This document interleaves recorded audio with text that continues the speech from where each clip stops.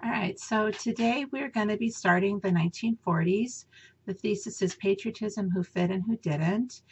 This is a picture of some women working on, looks like plane parts. I don't know actually, but it looks like plane parts. But we'll be talking about four different groups that either fit or they didn't, based on what our country's needs were at the time. So anyways, let's get started. There'll be 6 more videos that you need. So counting this, yeah, just 6 more videos, you guys. You're almost done, so you're doing really good.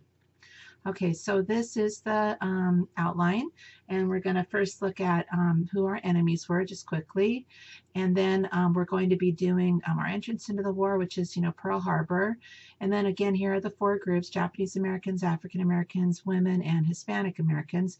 Next time we'll be doing homeland efforts, and that's a very fun video. It's only, I already did it, it's already 10, it's only 10 minutes, and it's on comic book superheroes and advertising and propaganda. So we're going to do a little bit more serious stuff this time. Okay, so here are 2 of our enemies, Germany and Italy. So on the left you have Mussolini, Italy, and Germany on the right. I tried very hard to input a video for you called Little Hitler, and I really recommend that you watch it. It's literally 1 minute long, but it has a student, Little Hitler, who gets rid of the Polish student, then the Czechoslovakian. Anyways, please take a look, because it's only, again, 1 minute, but it really goes over what Hitler does, where he's going after so much land. All of Europe and America, we do not want to get involved because we just got out of World War I, but then finally the end of this little cartoon shows too that we get hit by Japan with Pearl Harbor, and that's how we get involved. Okay, so this is a picture of Pearl Harbor, and this is 1941, December 7, 1941. And there's some controversy, tiny bit of controversy over did we know about Pearl Harbor or not. Some more, I'd call them radical teachers, they're actually friends of mine, but they would say, oh yeah, FDR knew about it, he wanted to get us into the war. I'd say most scholars don't really agree with that. They would say that there was a telegram going around in the lower levels, but really we were surprised. We thought maybe this was a possibility, but look at the guy in the bottom right, you could tell he's pretty surprised. These are 2 diplomats that came from Japan about 17 days before the attack, and usually like to ask, do you think they knew about it? Oh yeah, I think they knew about it. This is the letter, the memo, whatever, the announcement that FDR wrote. And as you guys are working on your papers, which you guys know is due pretty soon, what I want you to notice is how what's famous is what the second, his second choice. So for example, sorry, I have to close my window. Yesterday, December 7, 1941, a date which will live in infamy. That's a very famous term, but that was his second choice. The United States of America was suddenly, again, second choice and deliberately attacked by naval and air forces of the Empire of Japan. Okay, this is one of our soldiers who was supposedly the best equipped around. You can see how equipped he is, and we'll talk about that more next time. Now, what we're going to focus on right now is the Japanese Americans. And when I talk to you guys about Dr. Seuss, because this is a cartoon by Dr. Seuss, when you think of Dr. Seuss, do you think about somebody who's tolerant or intolerant? And of course, we think of somebody who's tolerant. So here, Dr. Seuss, let me read the cartoon what it says. And the wolf chewed up the children and spit out their bones, but those were foreign children, and it really didn't matter. So what Dr. Seuss is making fun of is our isolationist policy at this point before the war, and how we really don't care about the foreign children. So again, he's very involved in, trying to help everybody, right? Well, when you take a look at this cartoon, this is also by Dr. Seuss. And this is a very different idea that he's putting across than tolerance. It says, waiting for the signal from home, right? And it's in California. And we have all these Japanese American, and they're citizens, by the way, receiving what? TNT. And that was the feeling a lot of people had, that these Japanese American citizens, again, were spies. And here is a letter from the governor of California talking about the Japanese problem. This goes all the way back to 1920. So a lot of Japanese came here in 1900 and very involved in agriculture in California. I mean, they just covered California with strawberry patches and so forth. But what this letter was saying is it's a Japanese problem, that they are taking over, that we're not able to assimilate with them, that they're so fertile that they are taking over our schools, and how, wonderful of us not to be violent against them. Here, Japs keep on moving. This is a white man's neighborhood. So as you know, the Japanese Americans, again, citizens either came here or their parents came here, were given 48 hours notice by Franklin Delano Roosevelt and sent to internment camps or relocation camps. We'll talk about the difference between those and the concentration camps in Germany that were killing Jews. These were meant to contain citizens. They did lose their rights, but there was no poison showers. All right, we'll talk about that later. But anyways, if you take a look at this map, you can see that the locations are pretty harsh. I mean, California, we're pretty used to nice weather, right? And here they are, middle of Wyoming or whatever, and it's difficult. So here is a young man that's getting ready to go. Again, they were given 48 hours. If you take a look at this picture, what class level do you think these people are? They look pretty educated, pretty middle class. There's a little boy that's being tagged and has to leave. They're being put on trains. Now, even this woman here, her son was a soldier, an American soldier, and yet she still had to go to the internment camps. Here they are being marched around. Now, one of the very strict rules, though, is that you could not leave. If you left, then you would be shot. So that's what these wires are. Yeah, I know somebody whose dad was involved in this, and that's what he was told. But the Japanese Americans did an incredible job. And that's actually going to be your first assignment is, how did they adapt? And look at this. Here they have little schools, or they have, they're growing produce. So question 1, you guys, I'm going to show you 3 different slides, group 1, 2, or 3, and I want you to answer the question. So what were some specific challenges? How did they adapt? So you could either do this one or this one. Or this one is a different question, but this is another choice. What damage did the camps do from which it was difficult to recover? So just do one question out of these 3. Okay, now let's refer back to what I was talking about. Let me just read this. Some historians wish to call the Japanese American internment camps, which occurred in our country, concentration camps, and the Nazi concentration camps have been called internment camps. It gets confusing, but please don't confuse the two. The Nazi concentration camps were established to kill Jews and other undesirables like gypsies, homosexuals. The Japanese American internment camps were established to contain American citizens. There were no poison showers in the Japanese American camps. They are a blot on our history, but again, please do not compare the concentration camps in Europe. If I haven't told you already, my family background is half Jewish, and all of my family was killed in Europe. So I've been to where they were put in mass graves, and yeah, it's very different than the internment camps of the Japanese Americans.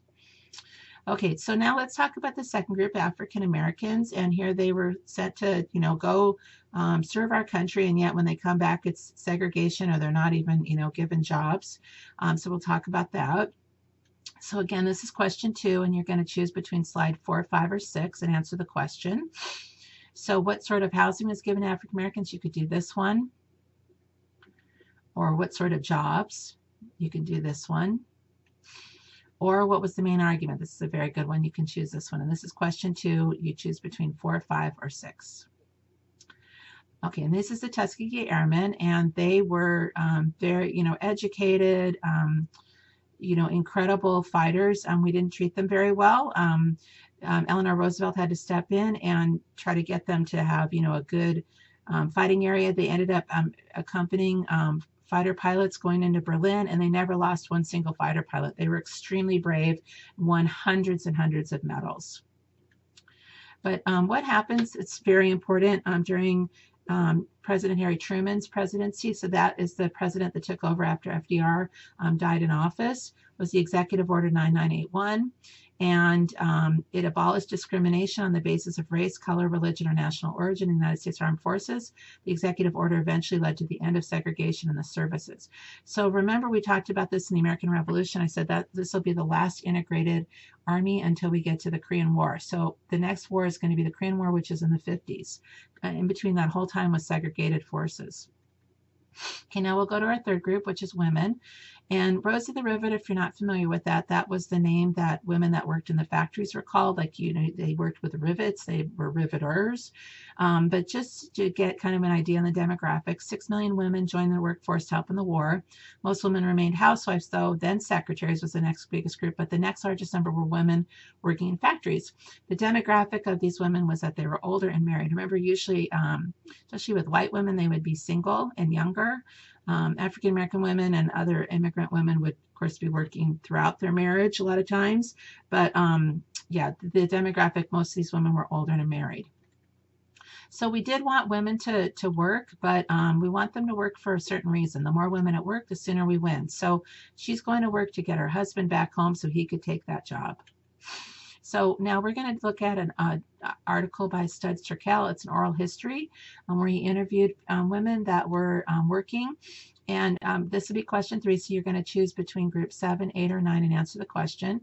And the big question for all 3 of these is, how are women treated like male employees? How does their femininity come into play? So you can choose this one. And please answer both questions. How are they treated like male employees? How does their femininity come into play? Because he does mention things that we probably wouldn't do today. This one might be a little bit harder to do, the femininity one, but definitely do how they were treated like male employees. Or this one has some different things in it for both answers. So choose one of those. And these are some more pictures. So this woman is, you know, got her makeup on, she's got her hair up, but she's working so that, you know, she can get her husband back home. Here are some women pilots. This is the famous Rosie the Riveter, which you're probably familiar with.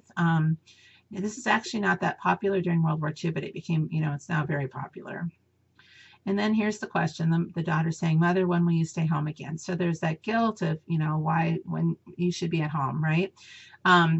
But also know, you guys, there were a lot of latchkey kids. So I was a latchkey kid. I don't know if that rings true for some of you, but that means that you're carrying your key to school and you're letting yourself into the house.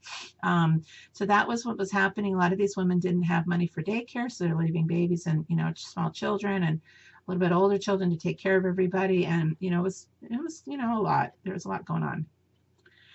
This is a picture by Norman Rockwell, and he's saying, you know, women, you keep on working, what are you going to end up looking like a man, right?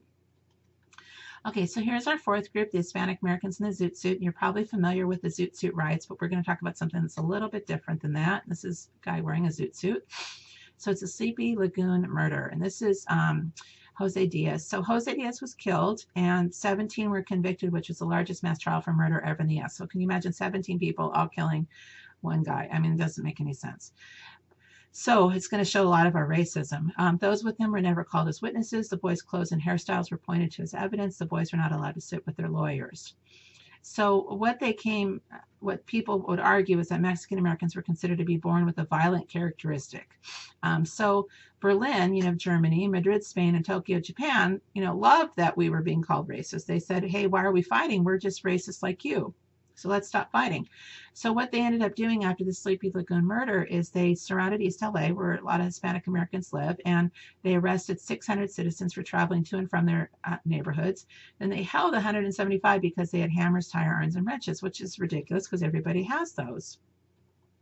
So here are the guys all being up for trial. Again, can you imagine every single one of them murdering somebody? It's interesting. It's still a mystery.